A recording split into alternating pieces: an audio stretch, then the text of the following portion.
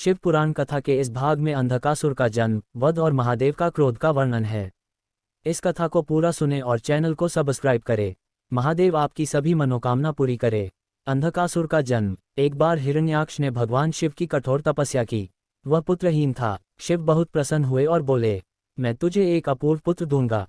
इसी वर्ष से अंधक नामक असुर का जन्म हुआ, लेकिन वह जन्म से अंधा था और शक्ति संपन्न भी।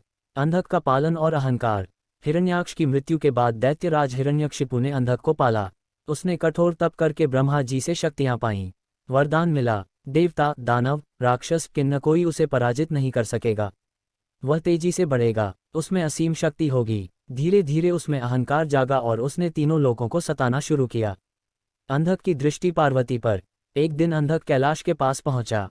उसने माता पार्वती को देखा और मोह में पड़ गया। उसकी धृष्टता बढ़ गई और उसने पार्वती को प्राप्त करने का प्रयास किया। गणों ने रोकने की कोशिश की, परंतु अंधक अत्यंत बलवान था। यह सुनकर भगवान शिव क्रोधित हो उठे। भीषण युद्ध की शुरुआत। शिवजी ने अपने गणों, प्रेत गणों और वीरभद्र को युद्ध के लिए भेजा। अंधक के असुर भी लाखों की संख्या में थे। युद्ध कई दिन तक चला। जब भी अंधक को आघात लगता, उसके रक्त से नए नए अंधक पैदा हो जाते थे। यह वरदान उसे ब्रह्मा से मिला था।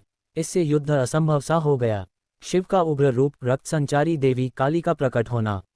शिवजी ने देखा कि अंधक के रक्त से हजारों अंधक उत्पन्न हो रहे हैं। उन्होंने माता पार्वती से आग्रह किया। माता ने काली रूप धारण किया और हर बूंद रक्त को पीना शुरू किया ताकि नया अंधक पैदा न हो सके।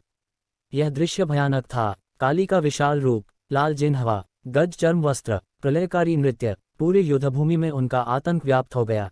अंधक का वध। जब काली ने रक्त गिरने नहीं दिया, तब शिवजी ने त्रिशूल से अंधक का विद्ध किया।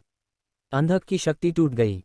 वह शिवजी के समक्ष गिर पड़ा और बोला, मैं अपराधी हूँ, मुझे क्षमा करें। मैं आपको ही अपना पिता मानता हूँ। शिवजी प्रसन्न हुए और बोले, आज से तू मेरे गणों का नायक बनेगा। इस प्रकार अंधक का उद्धार हुआ और वह शिव का भक्त और गण बन गया। महादेव बहुत दयालु है। हर हर महादेव। जय श्री महाकाल।